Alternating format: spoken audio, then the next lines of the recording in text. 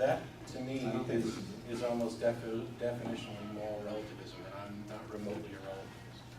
You mean like it's too idealistic to ever happen? No, the idea that within a given culture something is moral that would be immoral in another culture. I don't care what your culture's background and practices are. Female genital mutilation is immoral, period. Well, I mean more like, let's say like in a general sense, like not so much like something like that, which is very, it can be clear cut in some Well, cases. it could be the case. I mean, are you defining morality as only those things that all cultures must agree upon as objectively true? No, Or there might be a hybrid view where much of morality varies widely across cultures. But there could be some overlapping agreement on core moral principles, like the golden rule, maybe? Well, Give us an example. but I mean, more, let's say, I'm going back to the Japan-America thing. In Japan, it may not be more moral to, well, it may be more moral to sacrifice your own happiness, well-being, your family's well-being to help the greater community, whereas here it might be more like take care of your family and your family will grow up and take care of the rest, you know, more, just a different way of But looking is that at it. morality or is that cultural consonance? I mean, that's I'm pretty sure that question I had. we could That's say that one of them is more moral than the other, even if we can't easily identify which one it is. It's like, this is what I was talking about when I said that I think it's immoral to hold somebody responsible for something that's beyond their comprehension. So there are some moral questions that should be relatively easy to answer. Killing is wrong, as a general rule, exceptions, blah, blah, blah. And I can go for slavery or genital mutilation, things like that. Now, what you're talking about is in that area where we don't know what the answer is yet, and one of the reasons why we don't know what the answer is yet is because we're mired in constantly rehashing these same old issues that should be resolved.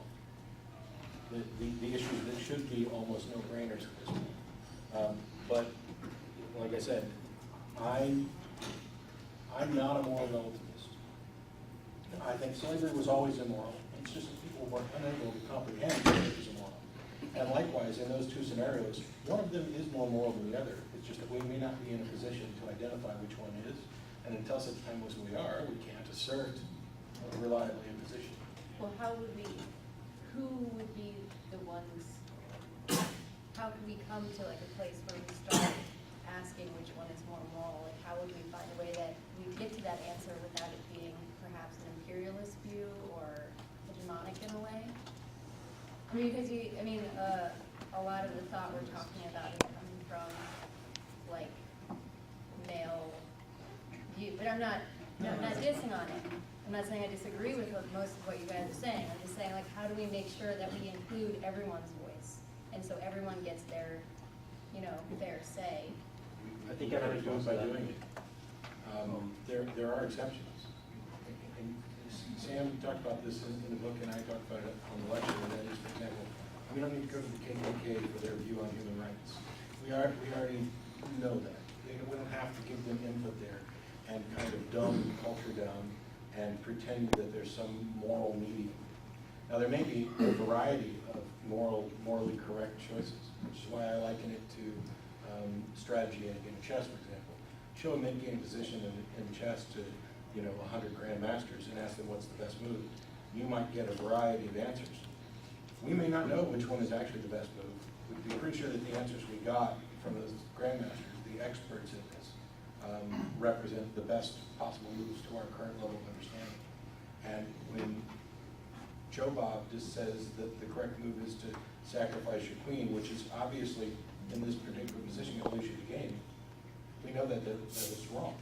And so we're limited by our comprehension, and not everybody's comprehension is at the same place, which is why we end up talking about things as if there is moral relativism, I think. We've got some tag-alongs. I think he was. Yeah, I was just gonna ask the same question she did, because you mentioned good for goodness sake, and it's not necessarily the lines of what is the good? Because if you're gonna say something, how do we determine the good? That was the only question. You want to tag on to that? Are you gonna change? Actually, yeah, I guess so. I'm a biologist, a neuroscientist, and it's been my experience, and I wonder if it's yours, that despite these kind of cosmetic differences between cultures, that they're very basically the same in what we believe is good. And that and this comes out, I mean, if you look at us, you've got your t-shirts on, we're all Africans. I mean, we have some basic inborn, evolutionarily placed DNA that led our society to be as successful as it is, humans to be successful. The things that led to that success are the reasons that we are moral. They are, that was our morality. I don't know what your thoughts are on it. I expected that in the argument today. Well, I had a bit dealing with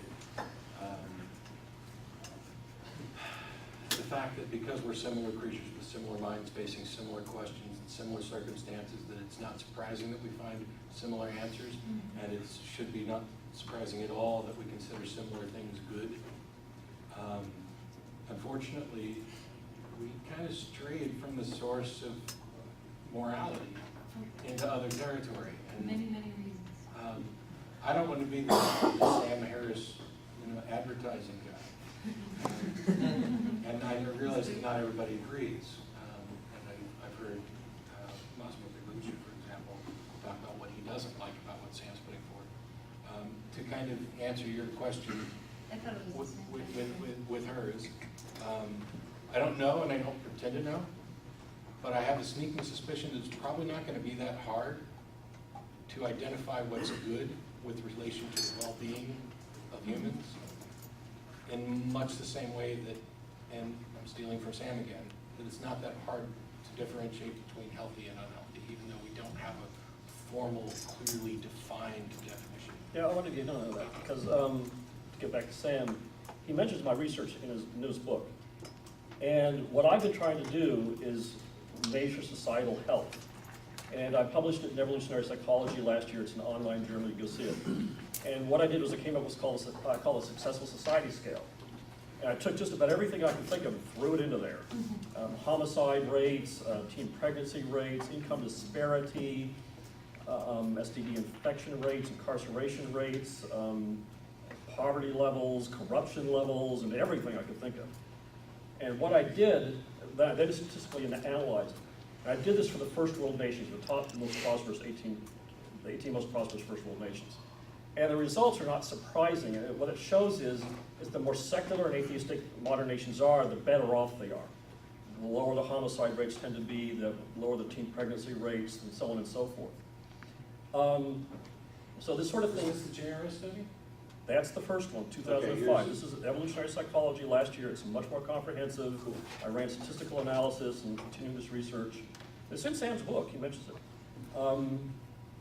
In both of his Yeah, I works. remember it. Yeah. So these things are measurable, and one of the most important things I think we need to start doing is being more aggressive against religion.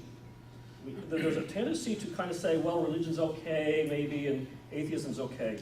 The data actually shows otherwise. There is no such thing as a well-run religious nation, and it can't exist. The reason is that when you have good societal conditions, it automatically suppresses religion. Because religion is not deeply inset in human beings. It is not genetically programmed. It's not because of fear of death. It's not because of some transcendent connection. Basically, religion only flourishes when societies are badly run and people are anxious and they're looking for God to protect them. What is the cause and effect then? Because you just asserted that religion is the cause of these bad social No. statistics, What I'm or are saying, you asserting that it's a little bit religion too- is a symptom? Which is, Religion, it's a bit of both actually. But what we do know is that there's no such thing as a well-run society that has high religiosity. We do know that rates of religion can correspond to rates of anxiety. That as people become more impoverished, they become more we get religious and that, but so why on. do you think that eliminating or reducing religious belief is going to And then, suddenly well, hold on, I didn't reduce say that. the I never symptoms? actually said that. What Well, I you said, just gave these folks the impression. no, what I did was I was trying to explain that well-run nations, well-run societies suppress religion because people lose interest in the gods. Do they have to suppress religion, or does it evaporate naturally It- as material well-being It's increases? because I've heard both theories. as material well-being goes up, people lose interest in the gods. Right. That's basically it. Now, also, there is good evidence that right-wing religion adds to societal problems because they are for preventing contraception and teaching kids abstinence only, which drives up the pregnancy rates. You know, the United States is the most Christian first world nation. We have the highest abortion rates. We had the highest teen pregnancy rates and so on.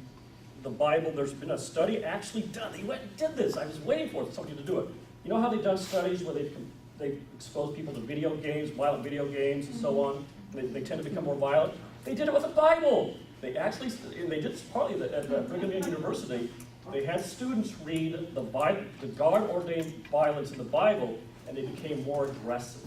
So we even have this sort of thing going on. So the message I'm trying to get around here is that these things are measurable scientifically, and the science is indicating religion cannot work in societies.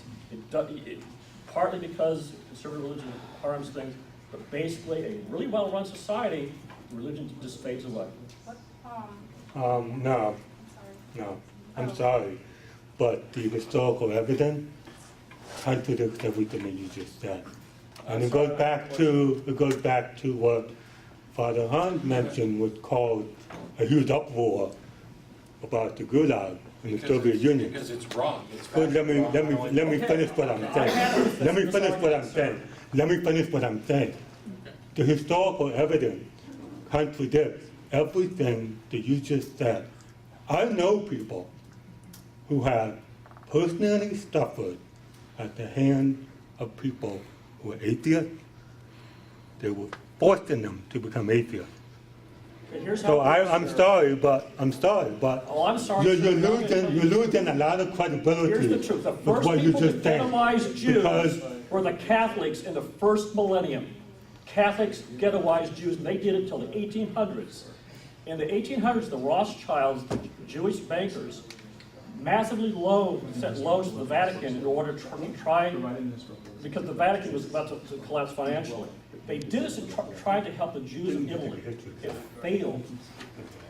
The United States set up concentration camps in the 1800s, run by Protestants, against Native Americans and called them reservations, the Trail of Tears.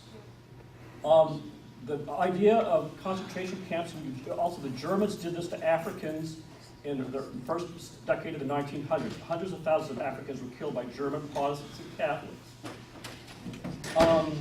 The idea of eugenics came up was developed by Protestants and Catholics. It's a brilliant book you should all read, by the way. It just came out by Derek Hastings, Oxford University Press. It's just out. It's titled Catholicism and the Rise of the Nazis. He shows that the Nazi Party was formed by Bavarian Catholics. Adolf Hitler was a Catholic. And by the way, he was not a standard Catholic. I don't want you to disbelieve that. The Vatican was actually not all happy about this. But there were giant Nazi rallies in 1923 in cathedrals. This idea that the Nazism has anything to do with atheism is completely obscene and wrong. The Nazis were thoroughly religious. They were not conventional Christians. They were basically similar to Aryan identity or Aryan nation, Christian identity, and that sort of thing. But these people were God believers, all of them except Martin Bormann, by the way. I think this guy back here has been very patient. Go